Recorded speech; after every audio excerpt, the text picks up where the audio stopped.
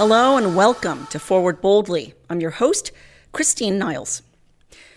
Did you know that every single Christian denomination in the world condemned birth control as immoral before 1930? Every single Christian denomination, every Protestant denomination condemned it as immoral and a grave sin against God before 1930. What changed in that year? Well, there was a revolution going on. It was a sexual revolution going on before the sexual revolution of the 1960s. And believe it or not, at least over in the UK, it was apparently spearheaded by a demonic voice. I'm not making this up.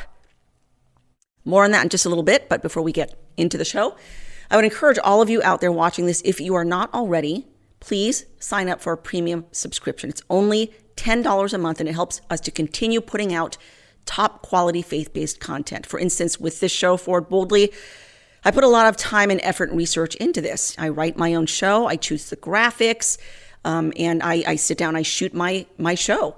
And I think it's worth it for you, the viewer, for me to put time into this. I don't just sit down like a lot of other podcasters and just sort of wing it, just sort of offer my personal opinions about things.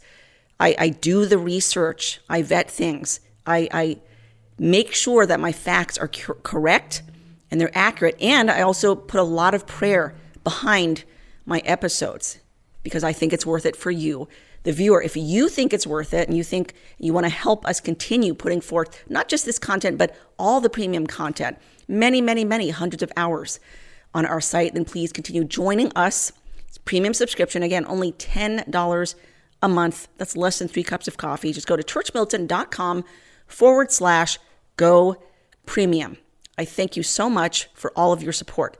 Financial if you're able to, but most especially spiritual through your prayers. Thank you. It would be birth control and abortion that would accomplish Sanger's goals in America. In her own words, birth control must lead ultimately to a cleaner race. She targeted the mentally handicapped and physically deformed, saying, "We should apply a stern and rigid policy of sterilization and segregation to that grade of population whose progeny is tainted or whose inheritance is such that objectionable traits may be transmitted to offspring." She believed in creating work camps for what she called the feeble-minded, who'd be shut away and forced to work for the rest of their lives, a vision that helped inspire Nazi concentration camps. In fact, not only did Sanger correspond with the head of Nazi Germany's eugenics program, Ernst Rudin, her magazine, The Birth Control Review, published his article in 1933, titled Eugenics Sterilization, an Urgent Need. Lothrop Stoddard, a prominent American eugenicist, praised the Nazis' racial policy for, in his words, weeding out the worst strains in the Germanic stock. He met personally with Hitler, and his writings on racial policy were featured in Nazi school textbooks. This same man sat on the board of Margaret Sanger's Birth Control League, which morphed into Planned Parenthood. And do you believe there is such a thing as sin? Well, I think the greatest sin in the world is bringing children into the world. Sanger had no great love for African Americans, writing, "We don't want the word to go out that we want to exterminate the Negro population." Today, with African American women consisting of only 13% of the female population, while accounting for nearly 40% of all U.S. abortions, it seems Planned Parenthood continues to help carry out Sanger's morbid vision. So that was a news report that I did a few years back when I first started at Church Militant, just sort of explaining to the public some of the details about the life and the work of Margaret Sanger, who is, of course, the founder of Planned Parenthood. A lot of people don't know these details about Margaret Sanger. This is a woman who worked hand in hand with the American Eugenics Society. What is eugenics? A lot of people don't know this either, but in the early 20th century, eugenics was actually a kind of popular and fashionable movement among academia. And eugenics is what? It's essentially trying to weed out the so-called inferior populations in order to breed a cleaner race. And of course, it became the sort of flagship program of the Nazis. In their eugenic program of exterminating the so-called undesirables, the undesirable inferior races, which, for instance, obviously, as we know, they deemed the Jews were an inferior, undesirable race. So they wiped out millions of them. But they also went after the disabled, the handicapped, the mentally feeble.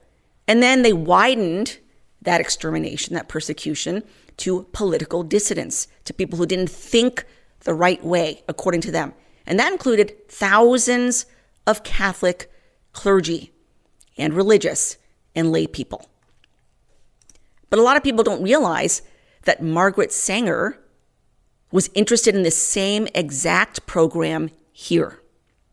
These are the dark roots of the birth control movement in the United States. I'm going to talk a little bit more about the roots, the demonic, literally demonic roots of the birth control movement over in the UK, which was taking place at the same time through a woman named Marie Stopes. But right now, to this day, Planned Parenthood awards the most ardent pro-abortion advocate every year. They call it the Maggie Sanger Award. So they've given it, for instance, to Hillary Clinton, as we know, radical pro-abortionist, and many other people as well.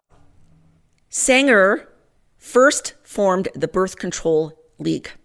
That was the original name of her organization, and it worked out of the same offices as the American Eugenics Society. Same offices, shared the same offices, shared the same goals. John Rockefeller, the Rockefellers, the great, American magnate, multi-millionaire. He was a huge proponent of eugenics and population control. He was one of Margaret Sanger's most sizable donors. Sanger is on record saying that she wanted to rid the world of, quote, the feeble-minded and others whose progeny is tainted. She formed the Negro Project in 1939, saying, we don't want the word to go out that we want to exterminate the Negro population. That's what she said. Now, Planned Parenthood has tried to spin this every which way, but the fact is she said this. She absolutely said, nobody's making it up. You can find it in her writings. She wanted to exterminate the Negro population. The aim was not just to eliminate the Negro population, which she considered an inferior stock. She also wanted to get rid of the so-called feeble-minded, the mentally ill, the disabled, so that, as she said, quote, birth control must lead ultimately to a cleaner race. Something else that people don't know about Margaret Sanger, again, the founder of Planned Parenthood.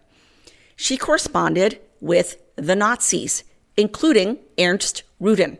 He was the head of Nazi Germany's eugenics program. He was the architect of the Nazi eugenics program, which led to the killing and the slaughter of so many Jews and disabled, and then ultimately political dissidents, Catholic clergy.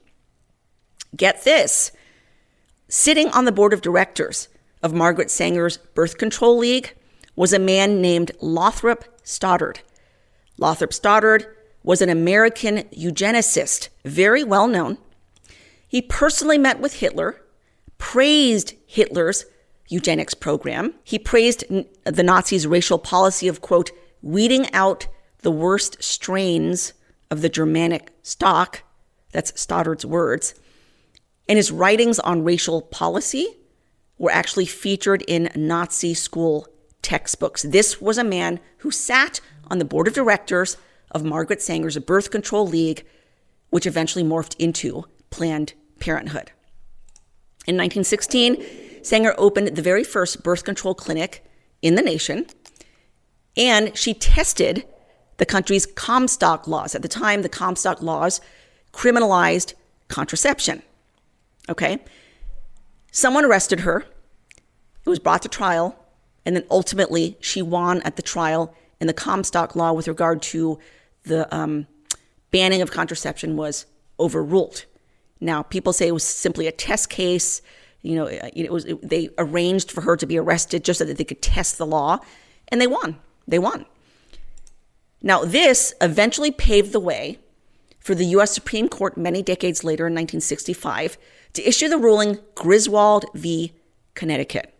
Griswold was the very first Supreme Court ruling that established a right of married couples to use contraception. Note, in the opinion, it was circumscribed to married couples only. Married couples have the right to use contraception. A few years later, in 1972, the case Eisenstadt v. Baird, it broadened the right to use contraception to unmarried couples. And this is actually very, very interesting. Eisenstadt v. Baird laid the groundwork for the landmark case Roe v. Wade, which, as we know, was issued in 1973. At the issuing of Eisenstadt v. Baird in 1972, the Supreme Court was already considering the case Roe v. Wade. For those of you who know how the Supreme Court works, they take cases many, many, many months in advance. And they read, they debate, they write differing opinions, they circulate their opinions around the different chambers. Some sign on to the majority, some write a dissent, some write their own concurring opinion, things like that. That goes on for months and months and months. So the Supreme Court was already very aware of the abortion debate, the challenge happening in Roe v. Wade at the time that Eisenstadt v. Baird was issued. And it is said by insiders who worked at the Supreme Court that the author of the majority opinion of Eisenstadt v. Baird that granted a right to unmarried couples to use contraception, that justice, Bill Brennan, was a Catholic, by the way. He was writing that Supreme Court opinion with Roe v. Wade in mind. He knew Roe v. Wade was coming down the pike. And so he wrote Eisenstadt v. Baird in such a way as to be able to lay the groundwork to rule, so the court could rule in Roe v. Wade for a right to abortion. Because what does the right to abortion, the so-called right to abortion, which has since been overturned, what did it rest on? The so-called right to privacy. This amorphous, vague, generalized right to privacy that in 1972 was broadened to include the right to use contraception. And then in 1973 was even further broadened to include the right to abortion. So you can see these steps starting in the early 20th century, pushing for contraception, overturning the Comstock laws, pushing for legalization of contraception, the right, not just the legalization, but the right of unmarried couples to use birth control, broadened to the right for anyone to use birth control, broadened to the right of abortion, which was further broadened to same-sex marriage.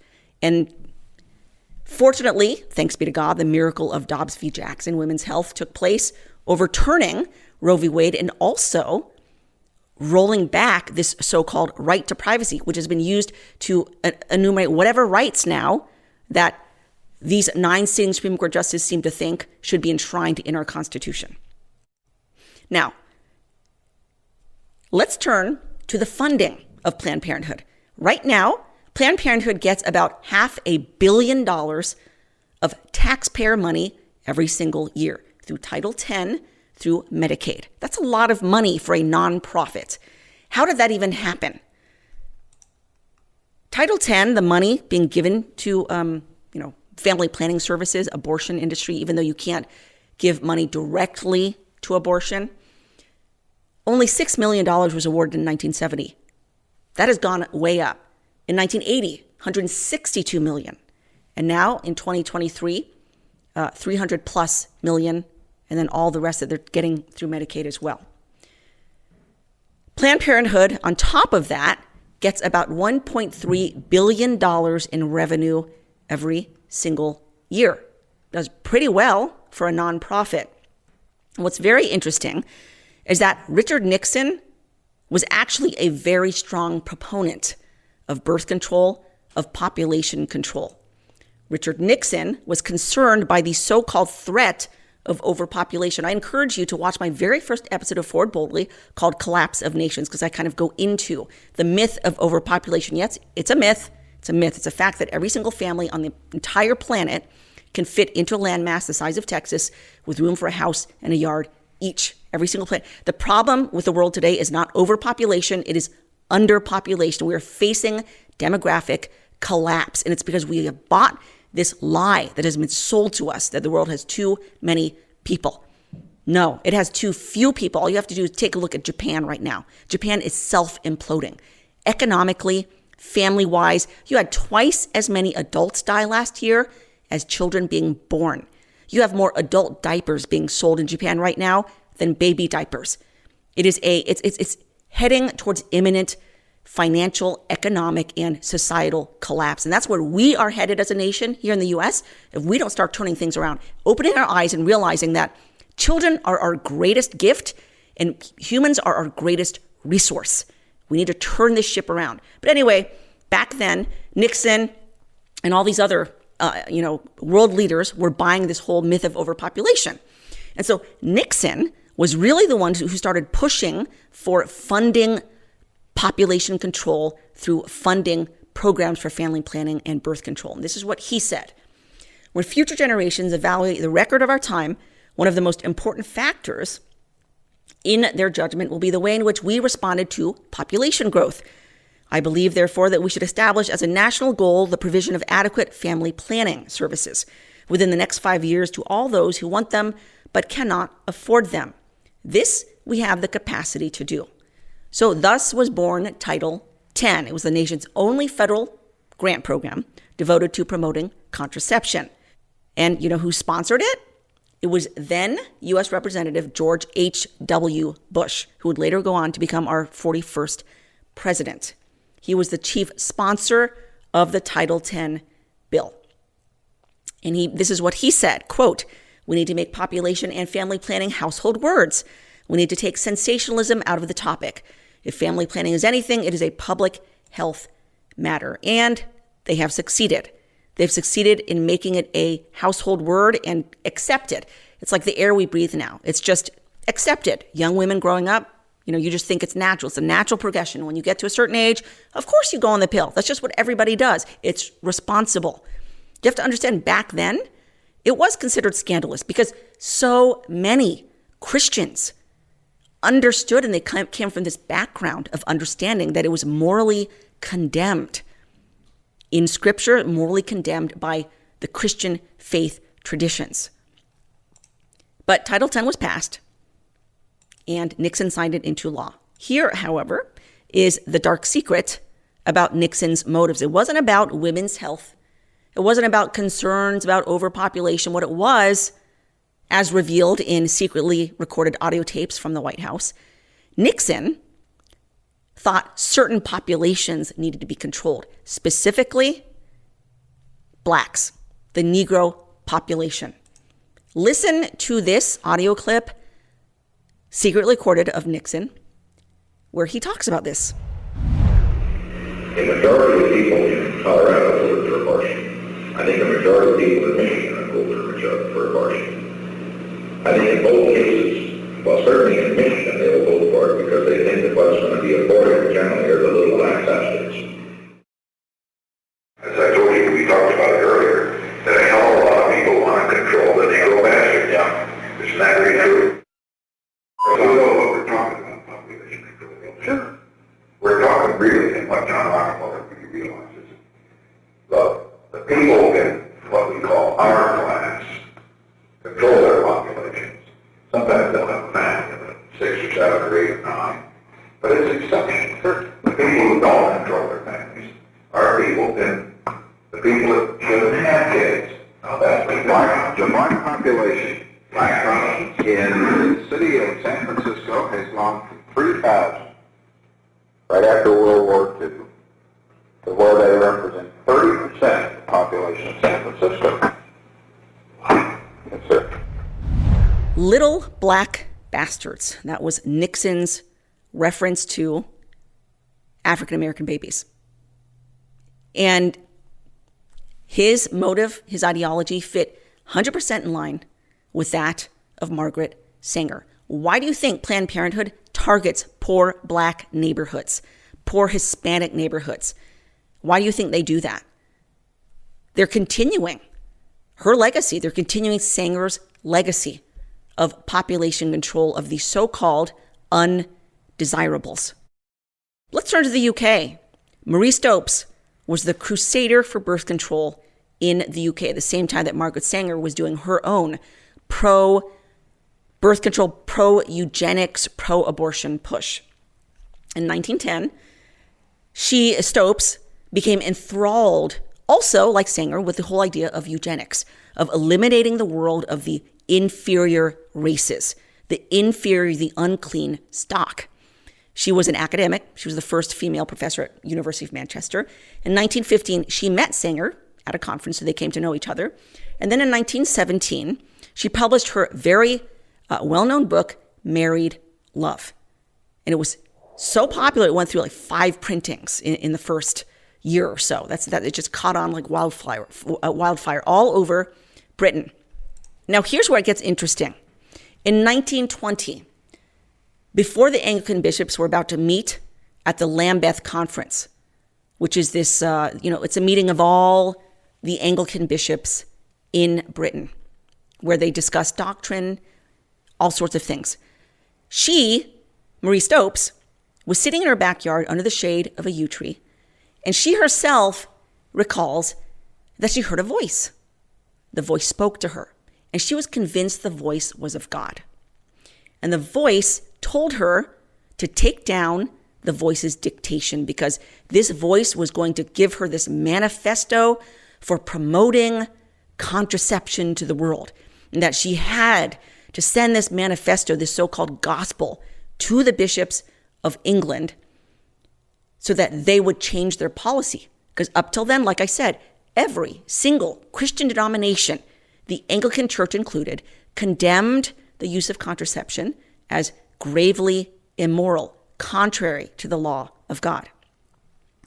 This is what she wrote to the bishops. My lords, I speak to you in the name of God. You are his priests. I am his prophet. She then put together a book titled A New Gospel to All Peoples, a revelation of God uniting physiology and the religions of man. She sent that book to the 267 bishops at the Lambeth Conference. Now, that year, the bishops decided to essentially ignore her.